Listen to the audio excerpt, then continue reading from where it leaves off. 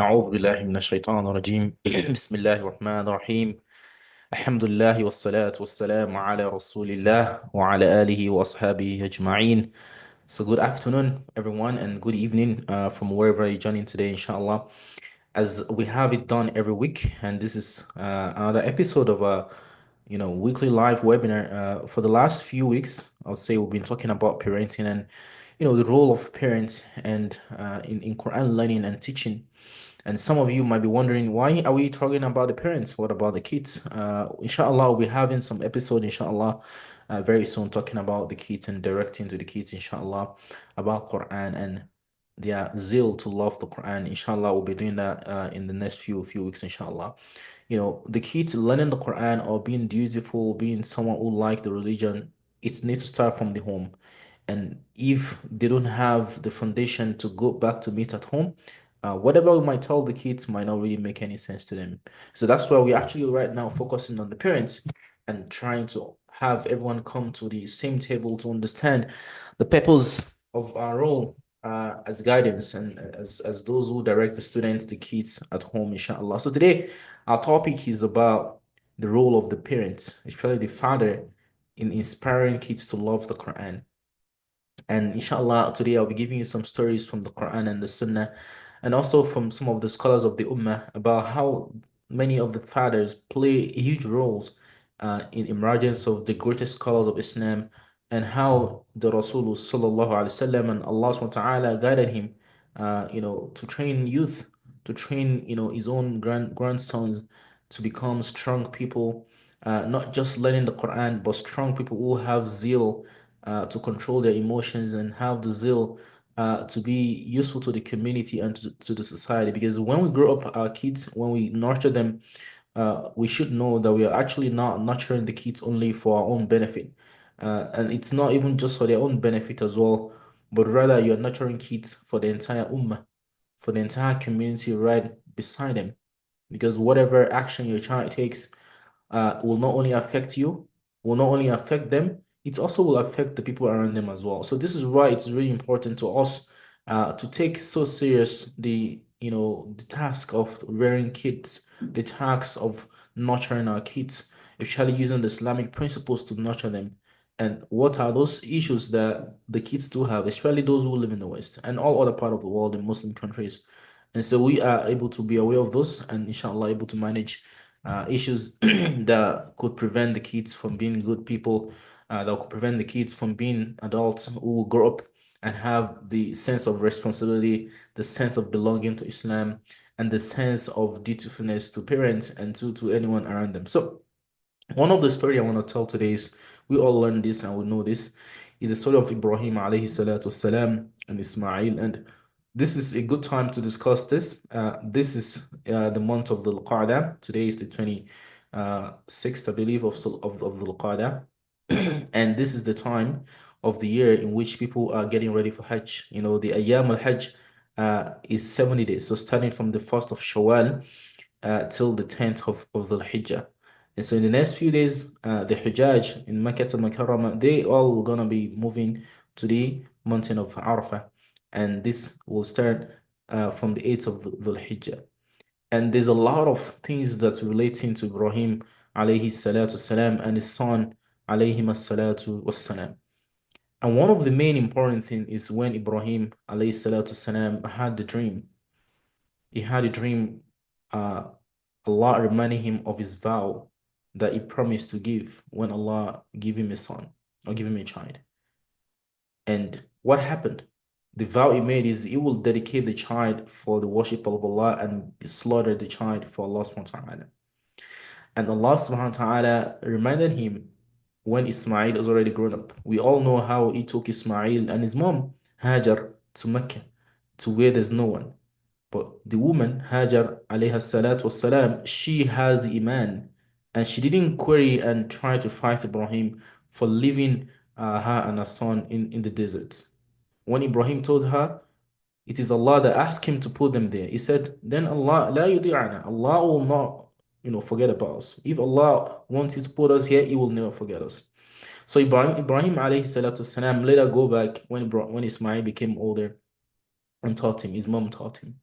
And so the point of this is the iman and the firmness of the iman in Allah subhanahu wa ta'ala and obedience to that in which Ismail grew up with actually make him to submit to Allah subhanahu wa ta'ala right when Ibrahim told him about the dream Allah reminded him of to slaughter him. Because this is the vow of Ismail of Ibrahim alayhi salatu salam. And what did his son says? He says, Ya abati fa'al ma tu'mar. Oh my dad, do whatever Allah asks you to do. How do you want to grow up and raise those kind of kids that will not, challenge you when you say Allah says this? How do you want to grow up and raise kids that will not challenge you when you say go to prayer salah?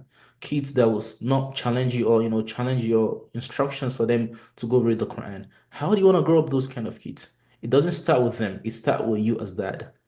Ibrahim alayhi salatu wasalam raised Ismail, being a strong dad, being someone that's connected to Allah subhanahu wa ta'ala.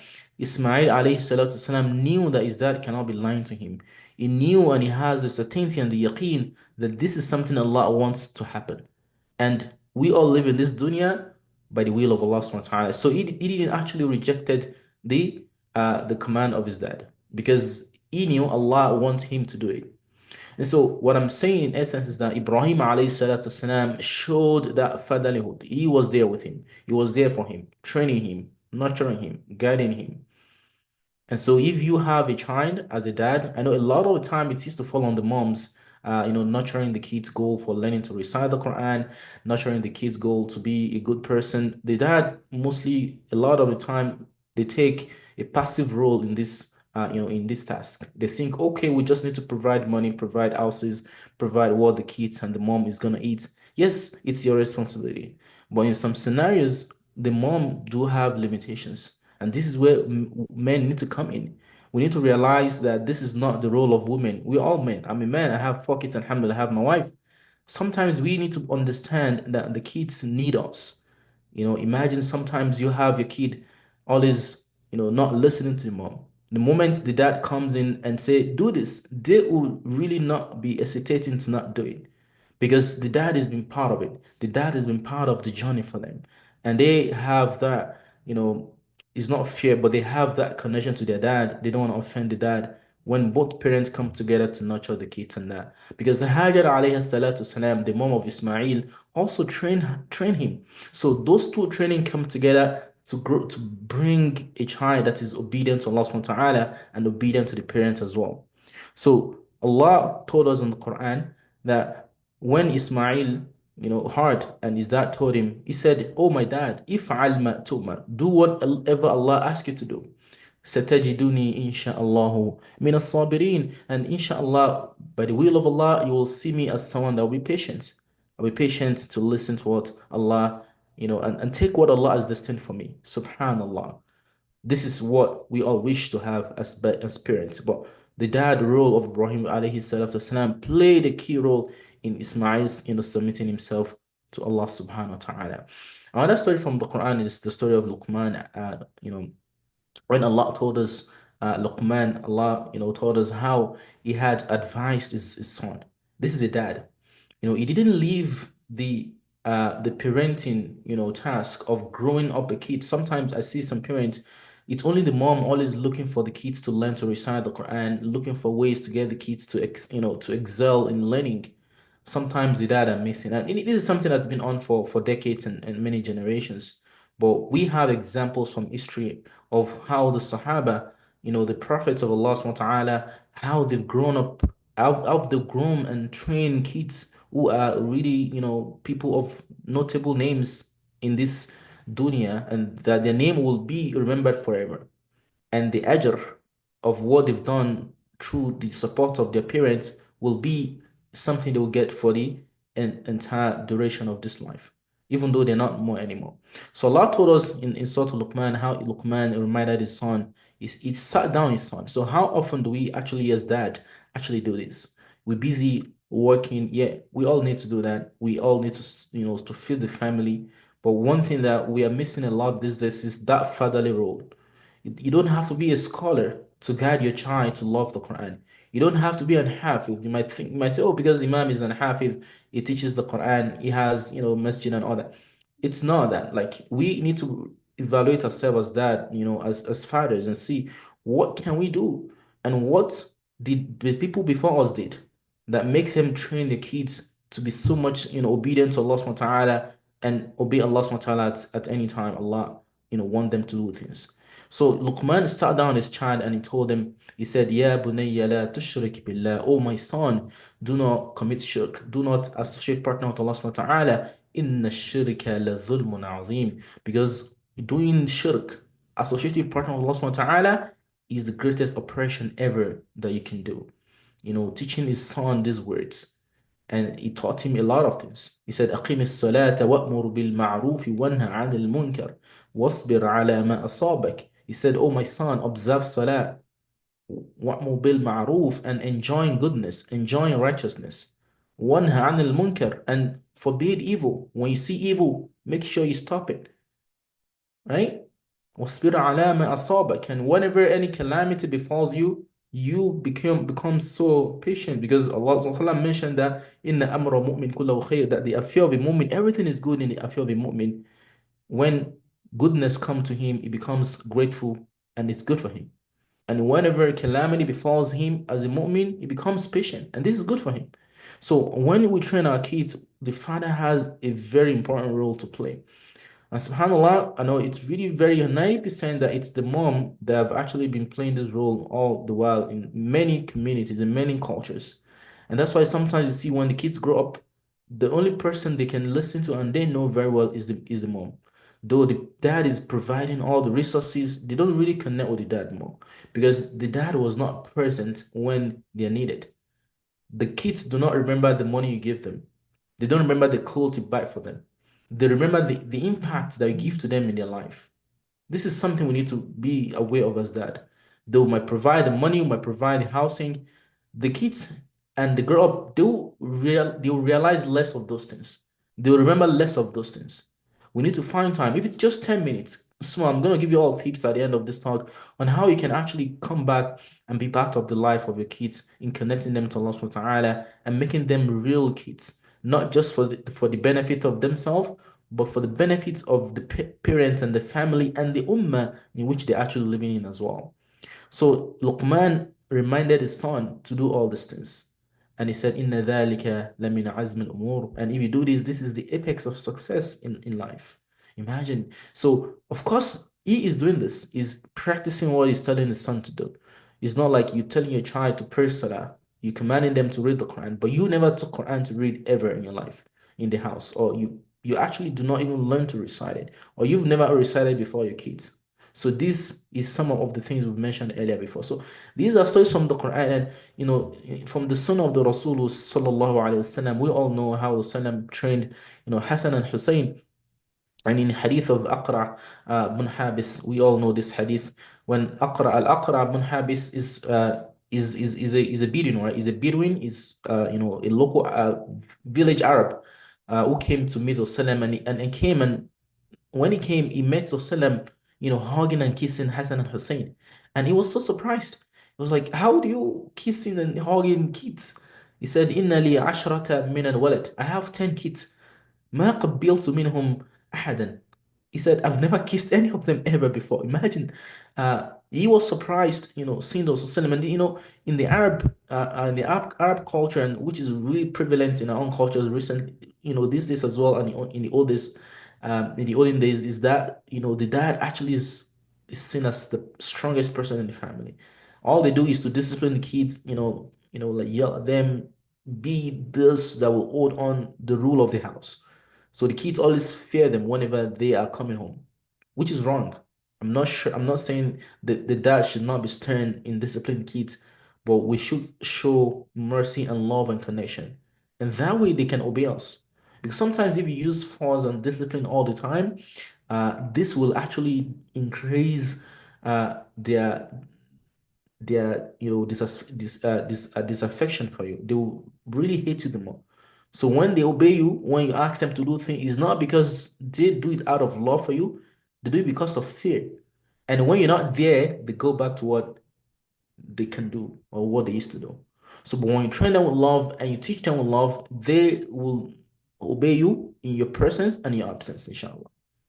So Rasulullah used to do that, and Al-Aqra ibn Habis saw him and said, wow, I've never kissed one of my child ever before. Rasulullah told him, فَقَالَ رَسُولُ صلى he said, مَنْ لَا يَرْحَمْ لَا يُرْحَمْ, whoever does not show mercy will not get mercy. So meaning we need to be merciful to the kids. And what I'm saying here is connecting with them. Creating time to talk to them, hug them, teach them, sit with them. And that's why Umar ibn Khattab, radiallahu anhu, in many other hadiths, like for example, hadith of Usama bin Zayd, he also mentioned, mentioned Rasulullah, he said, I love Allahumma inni ahibbahuma. He was talking about Hassan Hussein. He said, oh Allah, I love these two kids, for ahibbahuma. Please, Allah, show your love for them, love them. And Umar ibn Khattab, radiallahu anhu, also, he was known as someone that's so strong, despite how busy he was. He was so busy, taking care of the ummah, taking care of the entire Muslim community. And subhanAllah, we knew that it was during the time of Umar ibn Khattab that a lot of places became, have the light of Islam. A lot of, countries, a lot of locations embrace Islam. And despite how he was so busy, Umar ibn Khattab is known as someone that loved kids. For instance, there's this common saying that Umar ibn Khattab said about his son Abdullah ibn Umar or Ibn Umar. He said, نعم الرجل نعم الرجل عبد الله لو كان يصلي من الليل. He was trying to correct Abdullah. Abdullah is one of the greatest Sahabi that actually learn and understand the Quran, subhanallah, and the Sunnah, and they're so very firm on this. And we all know the story of Abdullah ibn Umar is the son of Umar ibn Khattab anhuma. And so one day, Abdullah, Umar was trying to encourage his son to pray Salat Qiyam al-Layl. He's doing everything he needs to do. He's doing all his fara'id. But you see, he wants to actually train him. He wants to train him. You see the approach, what he said? He said, نِعْمَ الرَّجُلُ عَبْدُ اللَّهِ لَوْ كَانَ يُصَلِّ مِنَ اللَّيْلِ. He said, how amazing the son of Abdullah. How amazing is the son Abdullah. How amazing this man, Abdullah. But if he will pray more at night, but he will pray more at night.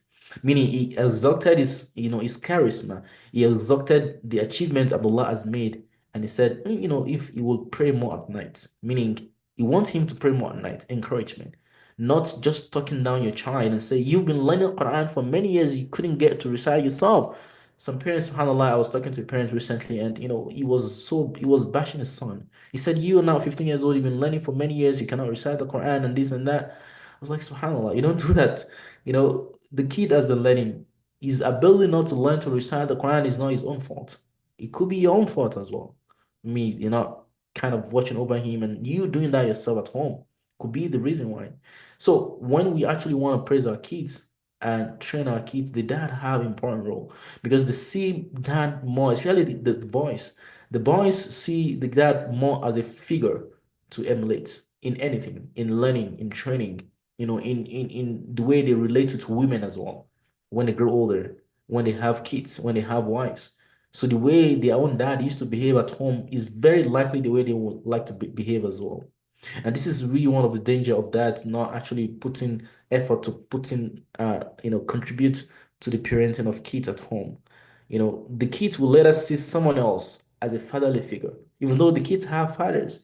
They will really prefer someone else to see as a fatherly figure, maybe someone that talks. It might not be the person is a nice person. It might not be that person is a Muslim, even though, but the kids might see those people as fatherly figures than their real fathers.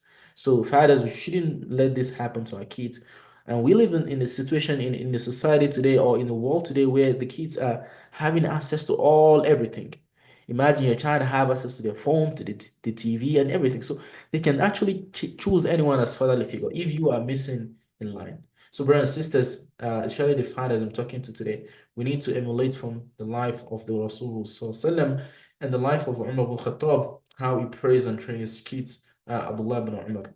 And there are many stories that we can learn from other scholars, like for instance, Imam Malik, although his dad was not really, on the radar when in his tariq, but we're told, and the seer brought it that, the mom of Imam Malik was actually the one she would dress him up, in the morning and have him to sit among the scholars. But his dad actually is supportive because he actually ensured that, Imam Anas bin Malik. Imagine Malik is the name of the dad. and now they call him Imam Malik. Even his name, the name of the scholar himself is Anas. Anas bin Malik. So Anas is the name, Malik is the name of the dad. So they call Imam Malik. Imagine Malik is the name of the dad, but people get to know him to be Imam Malik all the time. SubhanAllah. So meaning the dad, we have a huge role to play in the life of our boys, our kids. And Imam Shafi, rahimahullah as well, Imam Malik rahimahullah, Imam Shafi rahimahullah is also one of those early scholars of Islam that actually have impact of a fatherly figure in them. Although Imam Shafi's dad actually passed away at a very young age, he memorized the Quran. His dad passed away, but his uncle took a very active role in his learning. His mom, he said in one of his book, his mom, sent him to go learn archery and learn, to be a strong man, to be sharp in memory. But his uncle actually connected him to all the scholars in Mecca and Medina to learn. Imagine that. So we have seen the benefits of the work of Imam Shafi, rahimahullah, in these days. And this is the effort of some people who train these kids. So what legacy do you want to leave as a dad? What legacy do you want to leave as a dad? So this is really up to us to think of what will be the legacy. Like I mentioned, material, legacy or material benefit for kids can be short-lived. They can remember that for a short while. But the long impact we have with their life that they can carry on forever is what will be remaining in their memory. You can buy the best shoes for your kid who is 10 years old. Once the shoes is spoiled and it's gone, they forgot about it. You can buy the best phone or the best clothes for them, took them to the best vacation. They can easily forget that. And that will go away. And you will feel like a bad dad. I've not actually done anything for them if you actually didn't pass a knowledge across to them. The knowledge, the education that you invested in your child, the training, the life skills you give them will actually stay more longer in them than whatever material, things you actually give them or bought for them or dash them in this dunya. And that's why a lot of kids are much, much connected, to their mom than the dad.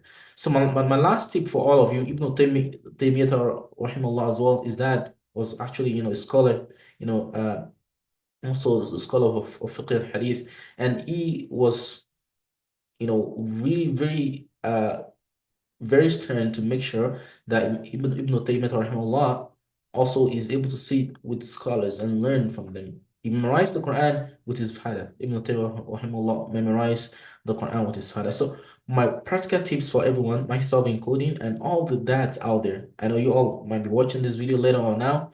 It's time for us to reevaluate our connection to our kids, especially with the religion. We take a lot of efforts to provide money, to provide food, to provide, maskan, to provide things for the kids which are material things of this dunya. But guess what? The kids can easily forget those things if we don't impact them with long life educational skills. For instance, reading the Quran and learning the Quran, which will shape their connection towards you later on in the future as well. Imagine you don't train a child to love the Quran, to know, understand their religion.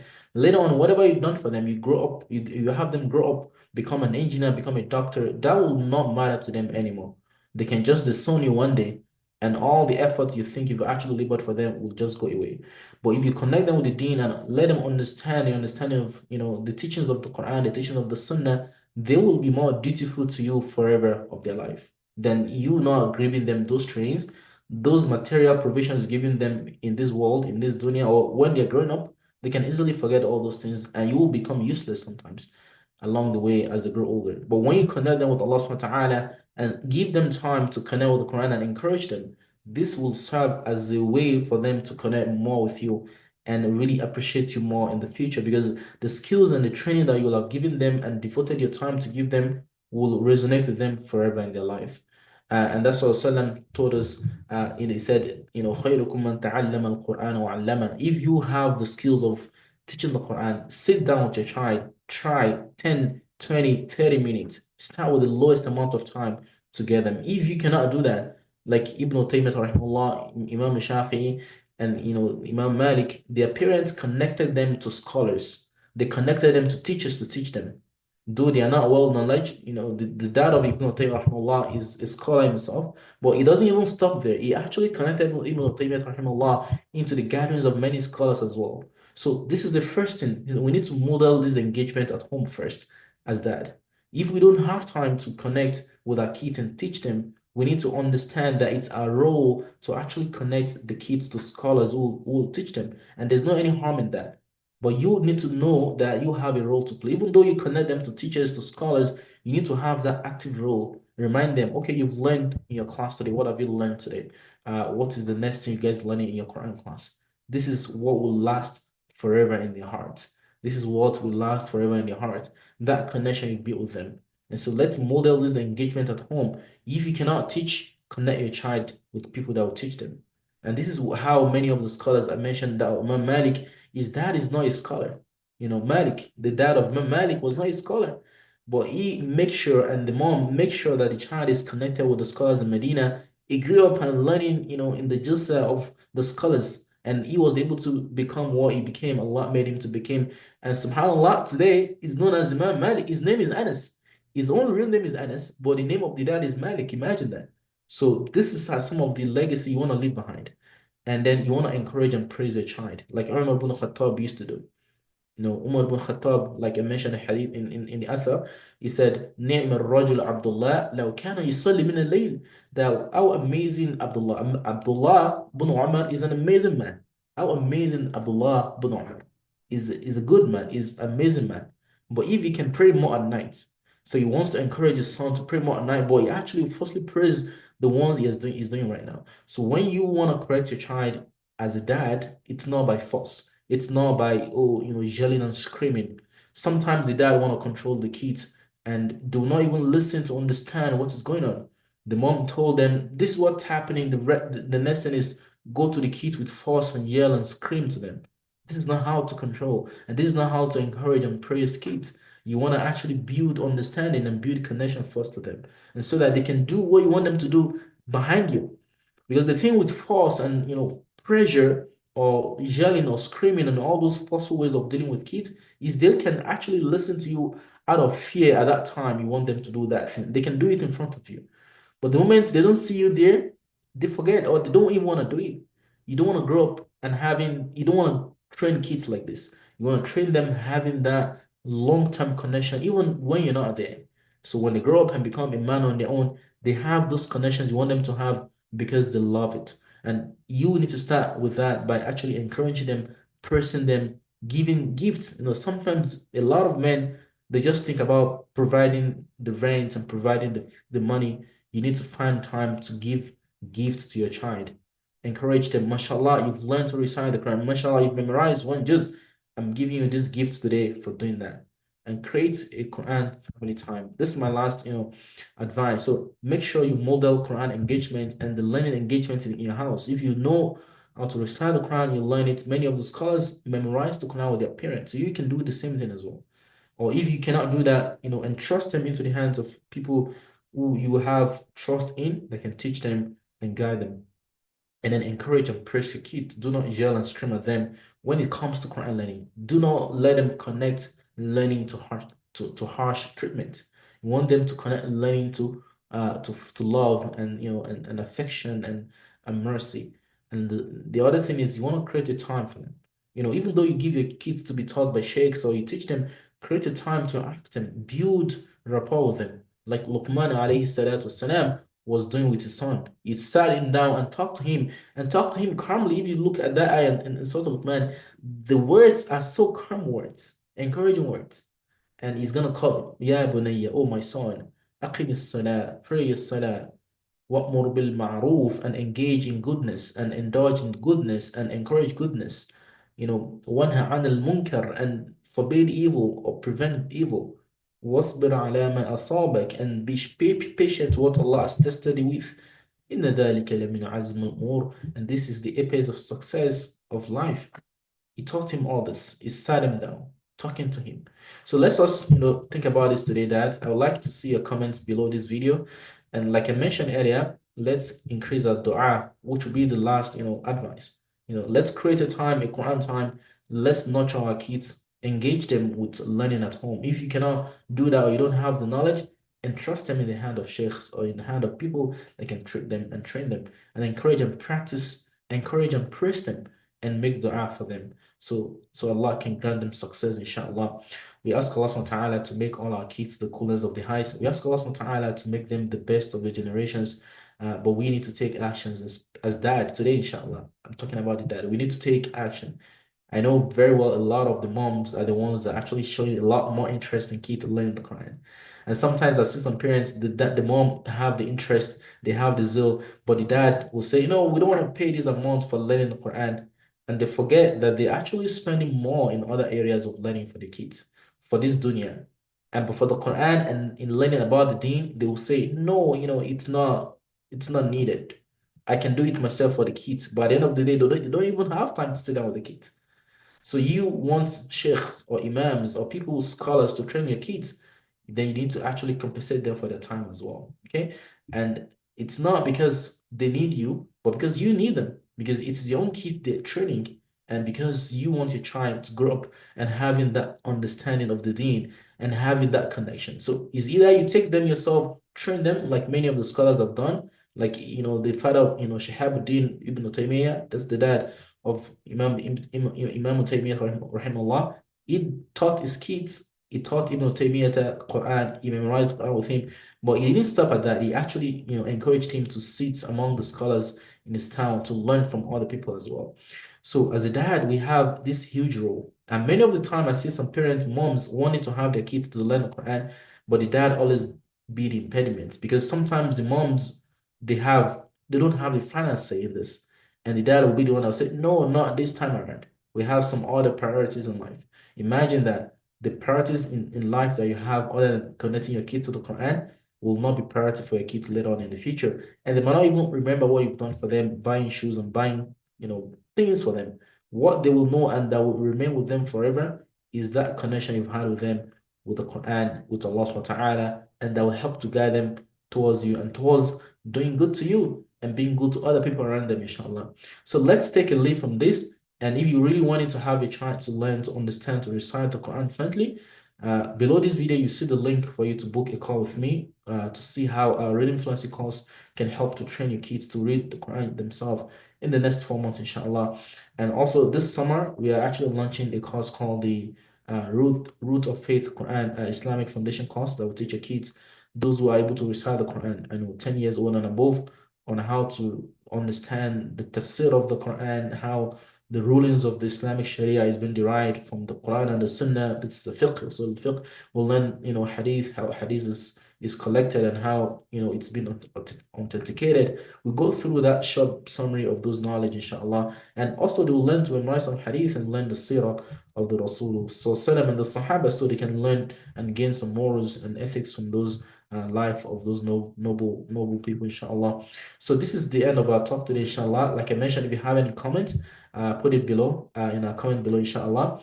And if you might be interested in our Quran Reading Fluency course, check the description, check the bio of this video. You will see all other information in there. If you're interested as an adult as a dad who wants to learn to recite the Quran so that you can teach your child as well, we have a self-paced course that we created for adults mostly. So it's for the $7. You have access to that for life.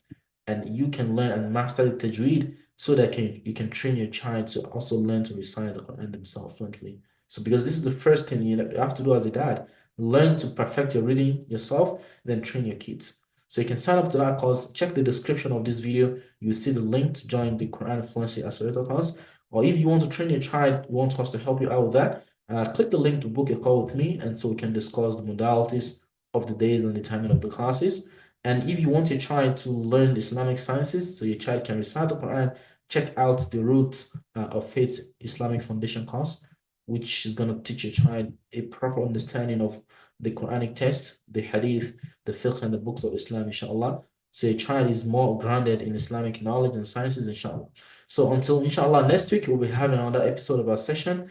I ask Allah subhanahu wa ta'ala to bless us, to bless our families, and to give us fathers the strength and the ability to fulfill our duty towards our kids and to grow, to train them to be those who love Islam, love the Quran, and to be the kids that will be useful to the parents, to themselves, and also be useful to the ummah, and the kids that will be the pleasure of the parents in this dunya, and the kids that will be the pleasure of the parents on the day of Qiyamah as well.